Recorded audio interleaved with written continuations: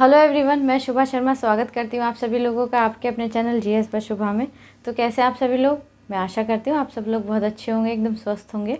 चलिए अब आज की हमारी हिस्ट्री की क्लास है उस पर आते हैं। सो गाइस, जैसे कि आप लोगों को पता ही है, हिस्ट्री के अंदर अभी हम सिंधु घाटी सभ्यता के बारे में पढ़ रहे हैं। तो सिंधु घाटी सभ्यता से रिलेटेड अभी कुछ हमारा रह रहा था, मतलब आज की क्लास में वो कंप्लीट हो जाएगा जो वन लाइनर की फॉर्म में है। और फिर कल की क्लास में क्या कराऊंगी कि जैसे सिंधु घाटी से रिलेटेड जितने भी नगर हैं, ठीक है, अब तो वो कौन सी नदी के किनारे बसे हुए थे उस टाइम पर, और उनके लिए मतलब कौन सा नगर किस चीज़ के लिए जाना जाता है, तो ये सब चीज़ें या उसकी खोज किसने करी थी, तो ये सब चीज़ें मैं नेक्स्ट क्लास में आपको करा दूँगी। ठीक है, तो इतनी बात आपको क्लियर हो गई होगी। तो चलिए अब आज की क्लास हमारी स्टार्ट करते हैं। तो आज की क्लास में सबसे पहली बात क्या आती है, वो ये आती है कि हड़प्पा संस्कृति का शासन वणिक वर्ग के हाथों में था। हड़प्पा संस्कृति का शासन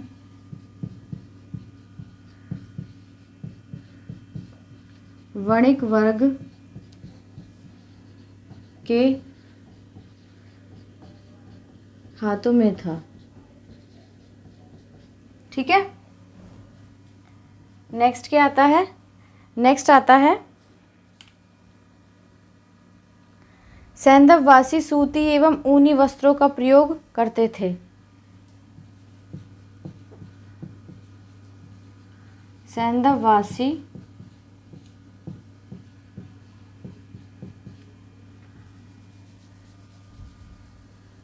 सूती एवं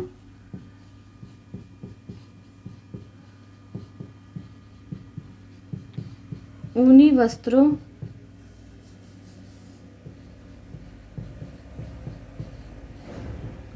का प्रयोग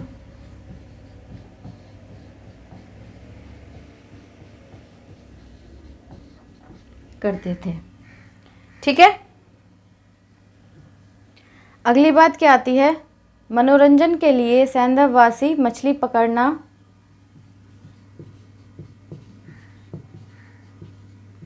मनोरंजन के लिए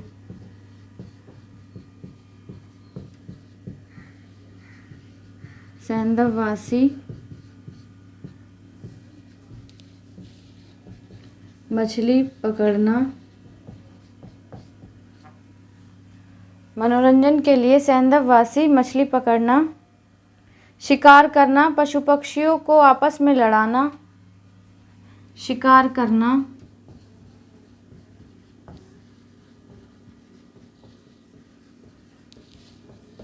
पशु पक्षियों को आपस में लड़ाना,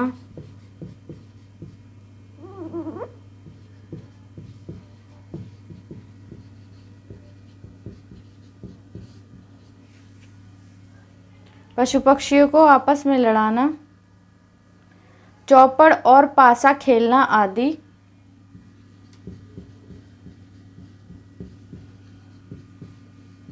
और पासा खेलना आदि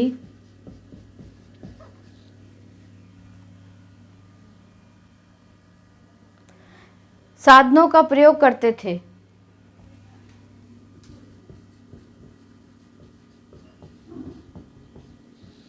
का प्रयोग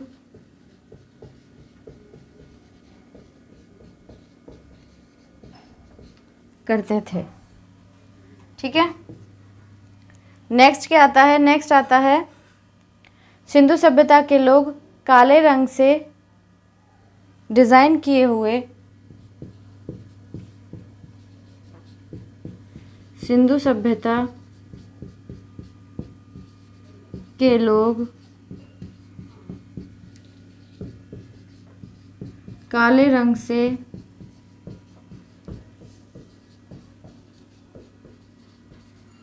डिजाइन किए हुए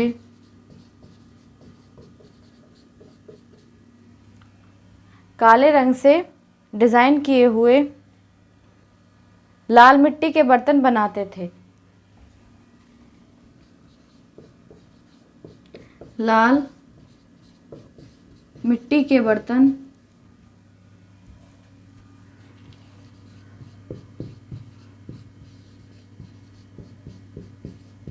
बनाते थे। ठीक है, नेक्स्ट क्या आता है, सिंधु घाटी के लोग तलवार से परिचित नहीं थे।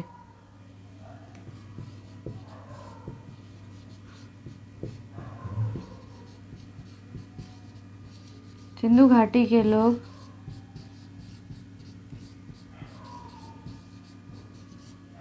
तलवार से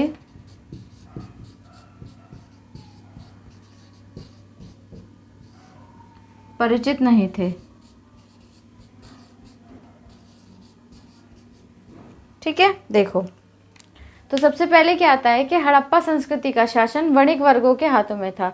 मतलब जो हड़प्पा संस्कृति थी तो उसका जो शासन था वो किसके हाथों में था, तो जो वणिक वर्ग के लोग थे उनके हाथों में था। ठीक है, नेक्स्ट क्या आता है, सैंधववासी सूती एवं ऊनी वस्त्रों का प्रयोग करते थे। मतलब जैसे हम सिंथेटिक जो कपड़ा आता है इस तरीके का उस टाइम पर नहीं था, तो वो जो लोग थे वो केवल सूती और ऊनी कपड़ों का यूज़ करते थे। मतलब गर्मी में सूती का करते होंगे और सर्दियों में ऊनी वस्त्रों का इस्तेमाल करते होंगे। ठीक है, उनका प्रयोग करते थे। नेक्स्ट आता है कि मनोरंजन के लिए सैंधववासी मछली पकड़ना, शिकार करना, पशु पक्षियों को आपस में लड़ाना, चौपड़ और पासा खेलना आदि साधनों का प्रयोग करते थे। अब मनोरंजन के हिसाब से देखा जाए, मतलब एंटरटेनमेंट के हिसाब से, जैसे अब हम क्या है, हमारे लिए तो क्या है, कोई भी गेम खेल लो या फिर सोशल मीडिया है उस पर एंटरटेनमेंट के लिए मूवीज़ वगैरह देख लो। बट उस टाइम पे क्या हुआ करता था कि जो ये लोग थे, जो सिंधु घाटी की सभ्यता के लोग थे, जो सैंधववासी थे, तो ये अपने एंटरटेनमेंट के लिए क्या करते थे, मछली पकड़ते थे, शिकार करते थे, पशु पक्षियों को आपस में लड़वाते थे, चौपड़ और पासा आदि खेल आदि जो ये सब थे, इन सब चीज़ों का इस्तेमाल करते थे, इन सब चीज़ों का प्रयोग करते थे। ठीक है, नेक्स्ट क्या आता है, सिंधु सभ्यता के लोग काले रंग से डिज़ाइन किए हुए लाल मिट्टी के बर्तन बनाते थे। अब जो सिंधु सभ्यता के लोग थे वो क्या करते थे कि लाल मिट्टी के बर्तन जो रहते थे उन पर काले रंग का डिज़ाइन करते थे। मतलब इस तरीके से उनके बर्तन रहा करते थे। फिर आता है, सिंधु घाटी के लोग तलवार से परिचित नहीं थे। अब ये जो लोग थे ना, उस टाइम पर क्या होता था कि तलवार, जैसे अब के टाइम में हमको पता है तलवार किस तरीके की होती है, तो सिंधु घाटी के लोग जो थे वो, उनको तलवार के बारे में कुछ नॉलेज नहीं थी। मतलब वो तलवार से परिचित नहीं थे। ठीक है, तो आई होप ये आपको समझ आ गया होगा। चलिए नेक्स्ट आगे चलते हैं।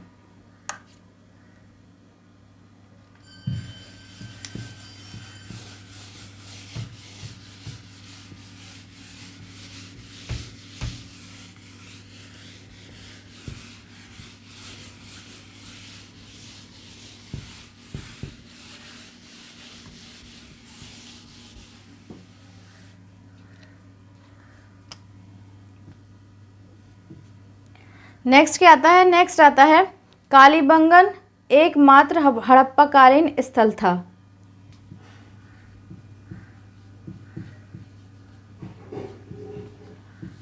कालीबंगन एकमात्र हड़प्पाकालीन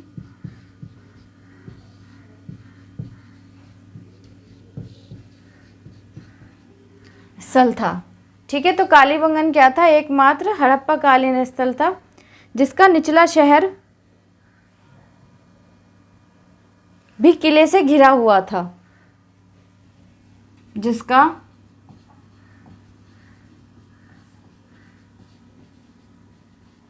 निचला शहर भी किले से घिरा हुआ था।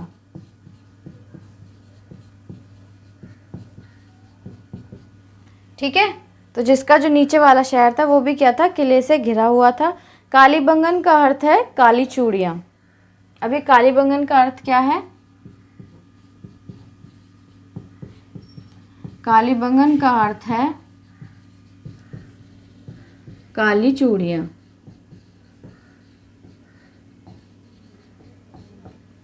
ठीक है, कालीबंगन का अर्थ क्या है, काली चूड़ियाँ।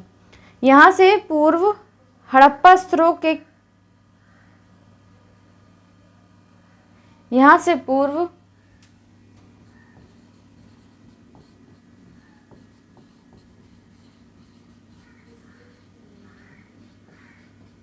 हड़प्पा स्तरों के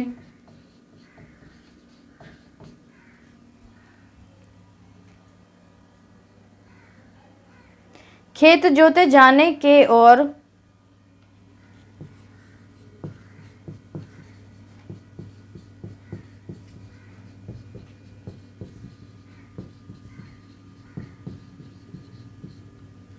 खेत जोते जाने के और अग्नि पूजन की प्रथा के प्रमाण मिलते हैं।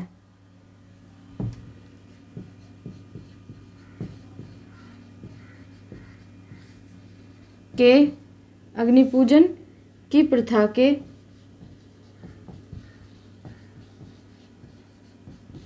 प्रमाण मिलते हैं। ठीक है, नेक्स्ट क्या आता है अब? पर्दा प्रथा एवं वैश्यावृत्ति सैंधव सभ्यता में प्रचलित थी। पर्दा प्रथा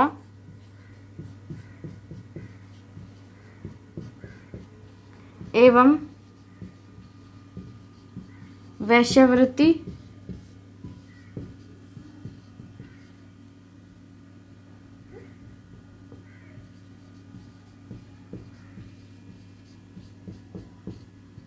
सैंधव सभ्यता में प्रचलित थी।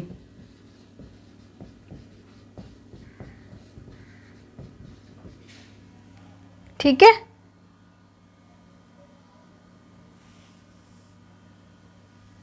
नेक्स्ट आता है शवों को जलाने एवं गाड़ने यानी दोनों प्रथाएं प्रचलित थी।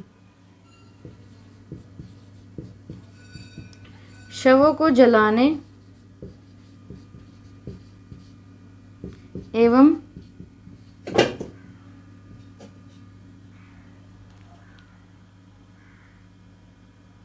गाड़ने यानी दोनों प्रथाएं प्रचलित थी।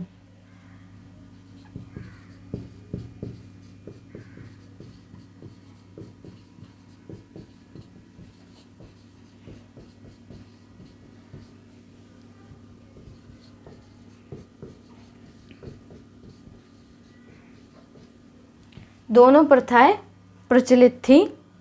आगे ऐसी में हड़प्पा में शवों को दफनाने जबकि मोहनजोदड़ो में जलाने की प्रथा विद्यमान थी। हड़प्पा में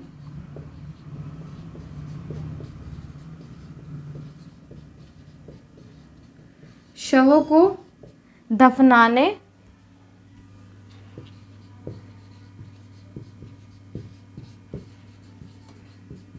जबकि मोहनजोदड़ो में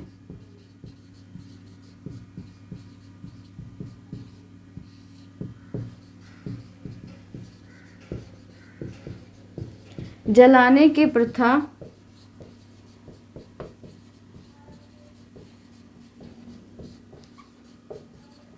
विद्यमान थी।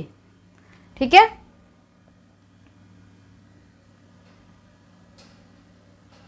आगे आता है लोथल एवं कालीबंगन में युग्म समाधियां मिली हैं। लोथल एवं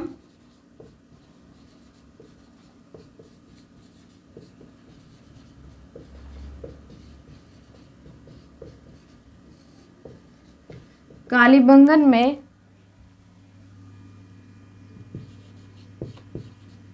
युग्म समाधियां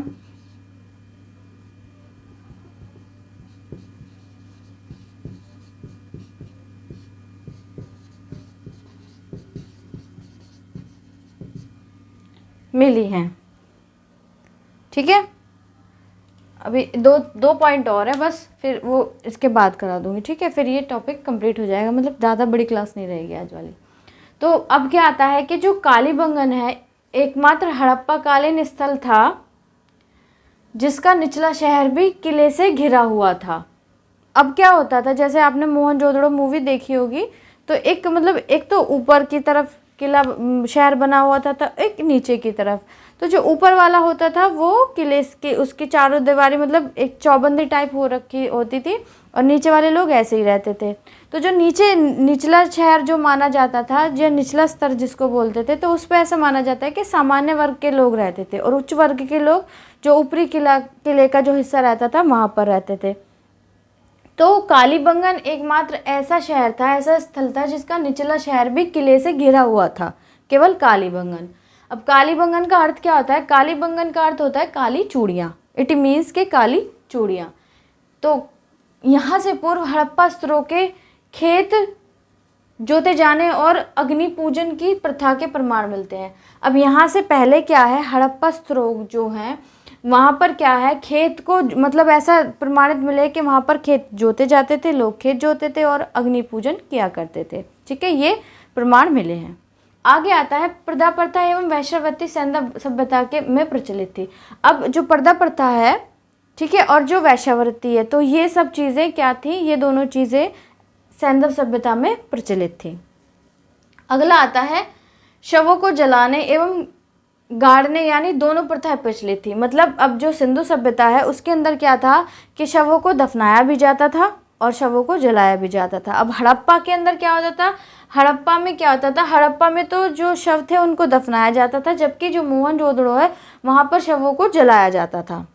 ठीक है, और लोथल और कालीबंगन में युग्म समाधियाँ मिली हुई हैं। लोथल और कालीबंगन के अंदर क्या हुआ है, लोथल और कालीबंगन के अंदर युग्म समाधियाँ मिली हुई हैं। ठीक है, मिली हैं, इसके प्रमाण मिलते हैं।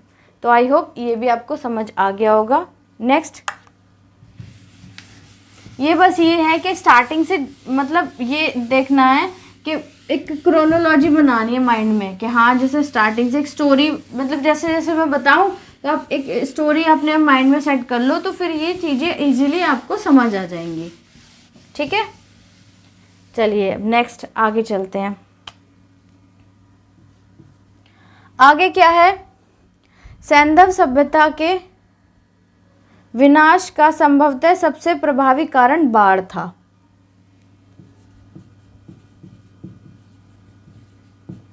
सैंधव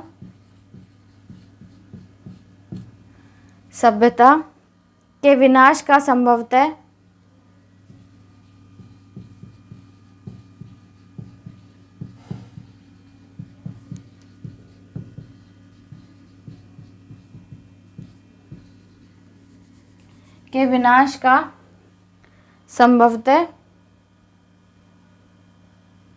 सबसे प्रभावी कारण बाढ़ था।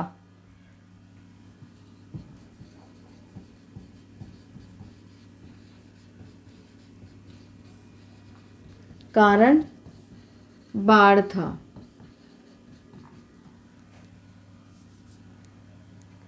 नेक्स्ट क्या आता है, आग में पकी हुई मिट्टी को टेराकोटा कहा जाता है। आग में